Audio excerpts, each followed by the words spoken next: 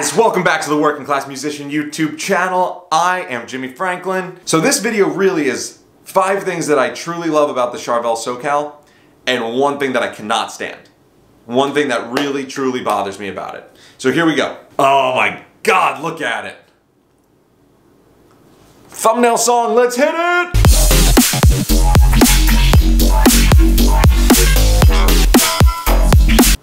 Okay, here we go. Number 1, first thing that I really do love about this is the FLOYD Rose. It's not a surprise. They put a FLOYD Rose 1000 series and they are always, in my opinion, the most bang for your buck FLOYD Rose that you can get. You know, they're relatively inexpensive and they work like a charm. You can mod them out pretty good. You could put a big old sustain block. You could put a bigger block on the back if you want, but I think they come pretty great right out of the box. Number 2, all around the finishes that Charvel make on their guitars. For being affordable guitars, they're making really great finishes. I can't say that for some of the higher priced brands out there right now.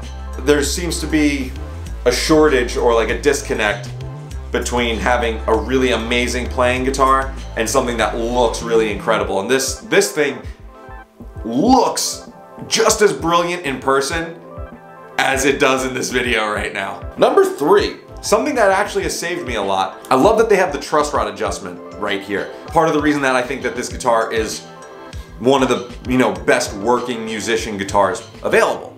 Fenders, you have to take the neck off completely, and even if you have a modern guitar that has the adjustment at the headstock, it's one of the best options we've had, but still not the best option.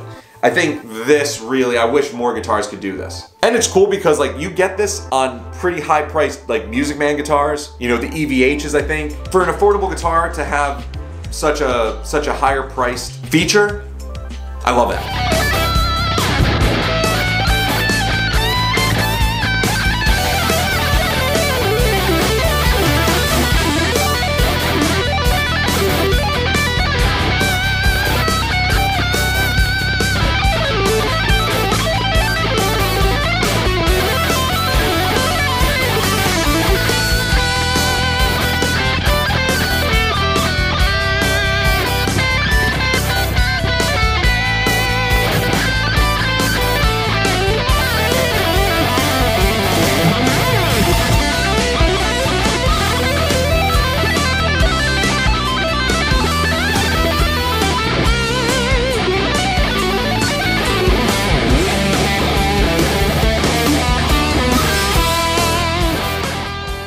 Number 4, this whole pickup and knob configuration. It's wonderful. Actually, it is what got me into these guitars in the first place. It really wasn't the reputation of Charvel as a shred machine that got me into them. I really wanted something that looked the part and was also versatile. My Charvel, which was only from 2017 or 16, had a JB and a 59 in it. In this case, these are not a JB and a 59. These are Seymour Duncan distortions.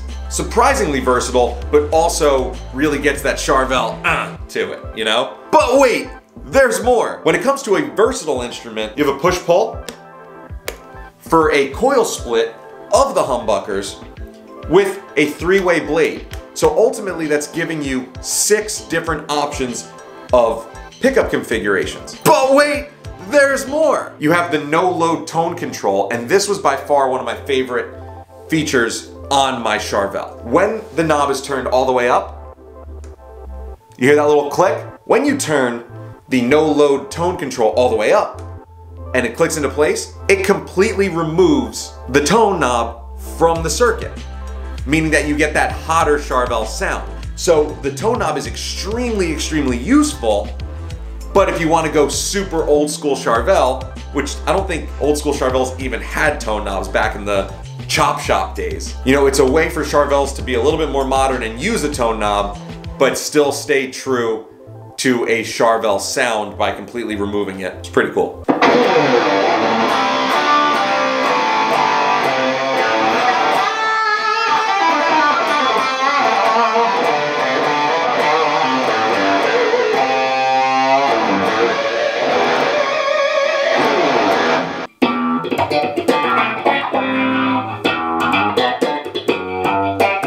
Number 5 is the neck. This neck is a little bit too thin for me. This speed neck that they have for the Charvels is very, very reminiscent of the Chop Shop days. I think that it was brilliant when they first started doing it in the 80s when they were just a Chop Shop, and I think that Fender, the owner of Charvel, has allowed Charvel to stay true to that. That being said, the neck almost made it onto the list of things I don't like about this guitar, just because my personal preference doesn't, like, my hand is too big for it.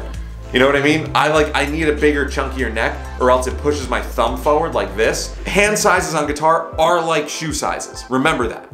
So just because this neck doesn't fit your hand doesn't make it good or bad. I also don't like Ibanez S or RG series, you know? Like, I just don't like them. I'd rather have a baseball bat in my hand, honestly. The neck is brilliant, and on top of that, the finish, it's just like a rubbed oil finish that they use, and it's so smooth, and it has, you know, for the amount that I played my Charvel, it never got ruined. It was awesome. This guitar, this style, Charvel is what got me into the Super Shredder type guitars. They're still really good at doing it. Now, before we get to the thing that I hate about this guitar, I'd like to throw out a few honorable mentions of things that I actually kind of don't like about it. I'm not sure about this, so don't quote me on this one.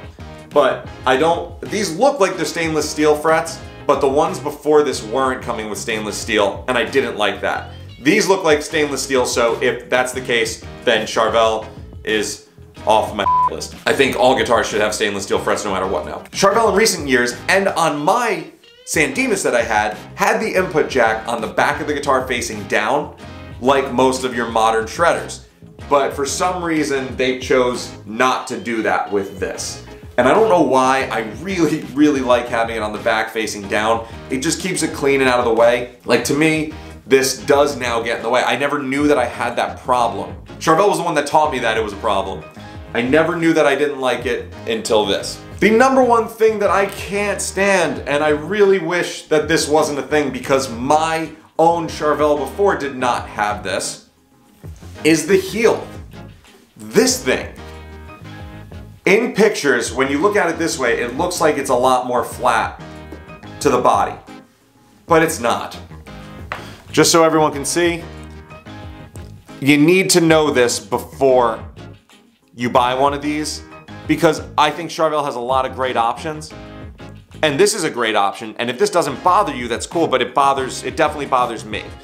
I wish that I still had my Charvel here to show you.